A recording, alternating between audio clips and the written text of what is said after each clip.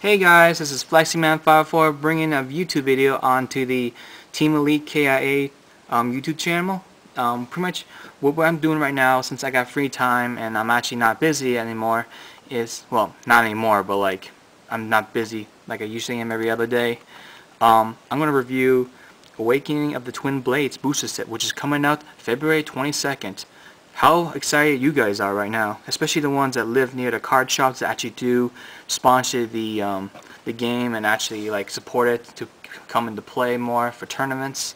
Our store definitely is trying to get the game to be played there, but with just very little people that are very interested in the game, it's kind of hard. But from what I've been told, it is getting more popular right now, but people are just having no time just to go to the shop right now. And there was a big significant drop in the actual Yu-Gi-Oh games right now at the card shop. That our card shop owner actually just got rid of Yu-Gi-Oh completely, but he still buys boxes and buys some cards for the game of Yu-Gi-Oh, but just doesn't, do any tournaments for it because there's nobody really plays it. Especially me and Dark Honest 127 actually don't play the game anymore of Yu-Gi-Oh, as you see on my other channel, FlexiMan504.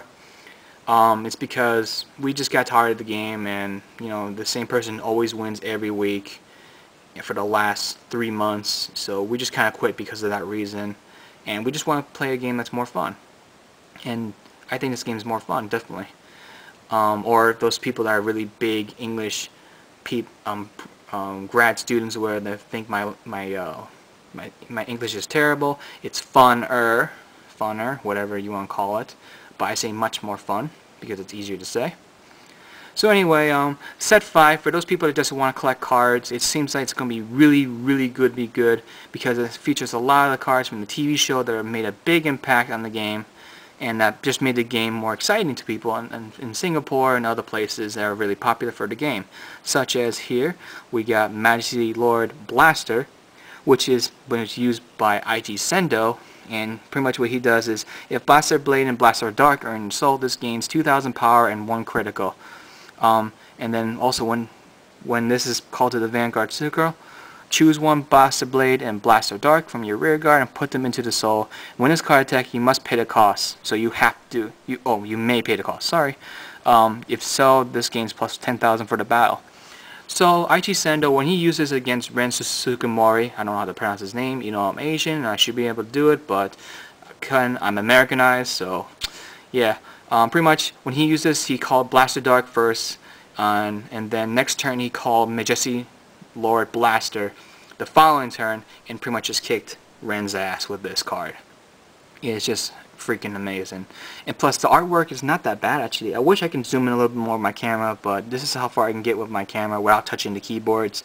I'm actually have a little mini camera stand about that big, and that's why it's so close and why the screen could be terrible. Let me actually turn the light on, see if it makes it. It does not make a difference at all. So this is one of the cards that people may be searching for. Another card people may want the most is Phantom Blaster Overlord, used by Ren Suzuki-mori, whatever his name is, again, when he used it against Toshiki Kai, when they were playing against the game, right before the last final between Aichi Sendo, Misaki, and Kamui against the other 3. I don't know their names. I keep forgetting their names. The General and the Assassin. I don't know the nicknames. Anyway, Phantom Blaster Overlord, he was used against Toshiki Kai, I said. And he also used it against Aichi Sendo in the very last match. But again, like you saw in the show, he lost with this card. So pretty much what his effect is, if he's a Vanguard or rear guard circle, if you have a Vanguard or rear guard that is in a Shadow Paladin, this loses 2,000 power. Which again, a lot of people are just mainstreaming the same clan decks now that every deck has the complete sets for a deck to be made. It's not that big of a deal. Also, one of his Vanguard abilities, if Phantom Blaster Dragon, which came in the last fourth set, if Phantom Blaster Dragon is in your soul, this gains plus 2,000. So on top of that, this gets an extra 2,000 power with 11,000 power plus the Twin Drive, 13,000 power, just like the Dragana Overlord at the end. Let me get rid of this pop-up video. So 13,000 power without any boost. It's pretty cool.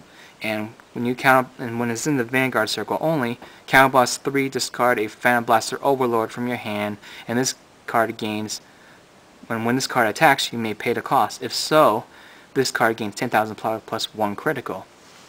So it's a little like the original Phantom Blaster Dragon effect. Separate, it's less of a cost. You don't have to get rid of like a full field of monster. Just get rid of 3 Counterblasts, which is not a problem for most decks like this. As long as you play this deck wisely and don't use all your Counterblasts all at once, you can pull this off pretty quickly and pretty efficiently. Yeah, my speech just sucks, but whatever.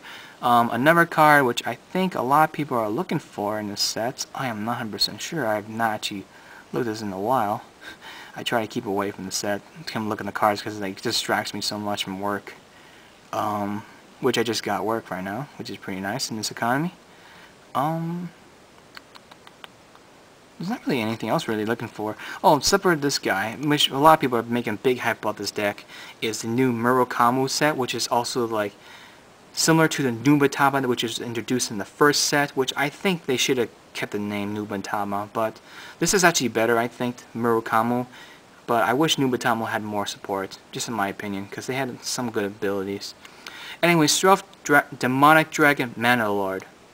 I don't know how that's a dragon, but whatever. Pretty much what he does, if you see the Vanguard, Rearguard circle, if you have a Vanguard or Rearguard that is not a Murokamu, this loses 2,000 power. Just like the other two I mentioned before, he's a 11k beater with Twin Drive, and pretty much if you play a mainstream deck of Murokamu anyway, so it stays at 11,000, which is pretty efficient right now. Then when it's in the Vanguard circle, Counterblast 1, discard a Stealth Demonic Dragon Mana Lord from your hand. At the beginning of the guard step, when this card is attacked, you may pay a cost. If so, choose one of your opponent's attacking unit. That unit loses 10,000 power for the battle, which is pretty much like a big smack across the face for the opponent, because there's so many cards in here that actually search up for the Mandalore, just like from the, I don't know what set it is, but when Kamui used Azure Dragon and Black Tortoise to search out for each other, it's pretty nice. It's pretty much the same thing, but we got like 1 or 2 more cards that supported this archetype. Let me see if I can find them actually, if I can remember their names. Not that one, not that. Okay, here it is. Ninja Dragon Curse Breath is one of them. It's pretty much the Black Taurus one. It's got 8,000 power, 5,000 shield, and when it says, and it's the Vanguard or Rearguard circle, when this hits a Vanguard with an attack, if you have a Murokamu Vanguard, look at the top 5 cards of their deck, and search it for 1 Stealth Dragon Mandalore, and then reveal it, and then put it in your hand. Then you put the rest at the bottom of the library in any order. So, even if you don't pull it off, you get to look at the top 5 cards of the deck, which sometimes is pretty much a smack across the face if you had like all triggers.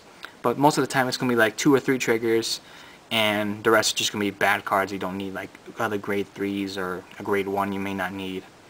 So anyway, this is pretty much the Black Tortoise deck, which we also got another Black Tortoise effect monster, which is the Ninja Dragon Mid-Air Edge. Same thing as the other one, except it's got 2,000 less power. When this card hits a Vanguard with an attack, if you have a Murokamu Vanguard, look at the top 5 cards of the deck and search for Mandalore and put the rest at the bottom. Pretty much the same thing, but just less of power, and it's a 1,000. It's a level 1 monster, which I think is alright, but it could be better again.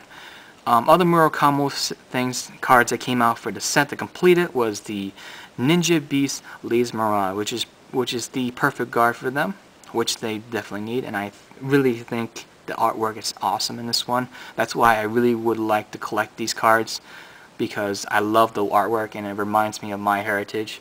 So yeah, I just love this. Okay, never mind. What else can I say about this deck?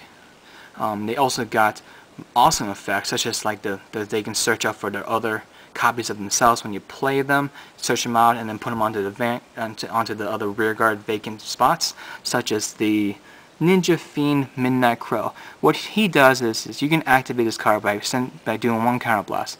When this card is placed in the Vanguard or Rearguard circle, if you have a Murokamu Vanguard, you may pay a cost. So search through your library for up to 1 Ninja Fiend Midnight Crow, call it to the Rearguard, shuffle that library, and at the beginning and the end phase, they go right back to the bottom of the deck. So it's pretty cool. I like this a lot because you can activate, I think, the way it reads, you can activate this twice for 2 counter blasts, but I would save the counter blast for later on until you actually have game. And plus, these guys don't, the cards that you call up to the rear guard or the vacant rear guard circles, where these guys were called from the deck, they would not stay on the field for intercept. So that's the only real downside to it. But he's pretty much going to be the double rare, one of the double rares of the deck right here, as it says here. And he's pretty much, he's a good card, definitely. But he's an 8,000 power. You got to think of it. There's got to be like at least an 8,000 power monster or a 7,000 power monster to give this card more efficiency. Unless you're playing the second turn, then it's alright. In my opinion, I love the card, but other people may disagree with me about that. Other cards that I thought were really great about this set were the Ninja Beast Million Rat. What he does, he's a grade 1 monster, 6,000 power with a 5,000 shield. It's going to be a rare in this set. When this card is placed in the Vanguard circle or rear guard circle, if you have a Murakami Vanguard, you may do 1 counter blast. If so, search your library for 1 Ninja Rat Million and call it to the rear guard. Shuffle your deck, and then start of the end phase, put that card back into the bottom of the deck. So pretty much just like the other card, the Midnight Crow, this one here, actually you can call more boosters, which is pretty much like a Barkle effect. You can do a counter blast and just call out more copies of him, so you don't have to worry about, you know, wasting your hand from rear guards, which I think is a really good thing for them. They need this support, and I really like this. I definitely would like to play this card in 4s. Probably Midnight Crow 2s or 3s, maybe 3. 3 probably the best thing. The Mirage definitely like 3 or 4 standard. What else we got here? Bloody Miss. Here it's just a 10,000 vanilla monster, which looks exactly like Mitsuzumi, whatever, from the first set, which was just the 8,000 power monster. And pretty much if you had more cards in your hand, you get an extra 3,000 power. This one's just a 10,000 like vanilla monster for the Murakami. So yeah, just to let you know about that. What else we got here? Nothing really else to like talk about from the Murakami. From Neo Nectar, they have some nice cards like Maiden the Trailing Rose, which I think is alright. It's 11 KB. They're obviously not going to explain the whole thing again. Pretty much it does another Persona Blast effect. Counter Blast 1, discard a Maiden a Trailing Rose from your hand. When this hits a Vanguard with an attack, you may pay cost. If so, look at the top 5 cards of the deck from your library and search for up to 2 Neo Nectars units and call them to the separate rear guard, which I think is completely ridiculous. Discard this useless card here. This card here, you discard this one card here. Just call up 2 rear guards from your deck onto the field. So it's pretty broken, I think. In my opinion, I think it is, but other people might disagree with me. It's a waste of card, but you get rid of the grade 3 you don't need. Possibly getting a grade 2 and a grade 1 together, so you can boost them up together. Or you can just get another grade 2 and one grade 2 in the vacant spot and a grade 3 in another spot, or whatever. But still, it's so much better than most cards nowadays, in my opinion. I think this is the perfect shield. Yep, this is the perfect shield for them. It's called Maiden of Blossom Rain. Obviously, it's going to be a double rare. A lot of the perfect shields are going to be double rares. What else we got here for Neo Nectar that really caught my eye? Neo Nectar really didn't catch my eye that much. I don't really like them that much.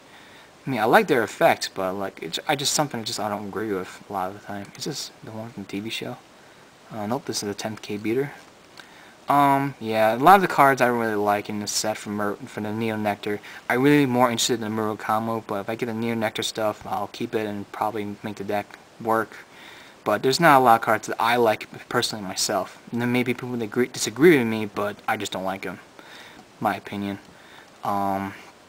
Then of course we got more Royal Paladin support, which one of them is Powerful Sage Byron.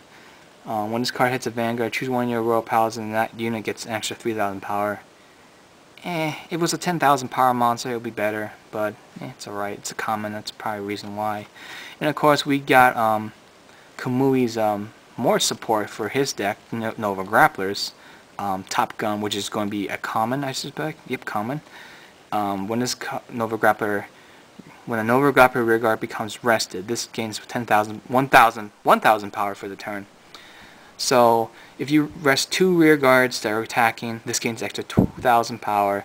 Another two more units gets another 2,000 power, which would be 14,000, and then this will have 14,000 plus whatever is in behind it that's going to support it. And I'm running out of time, so I'm going to cut this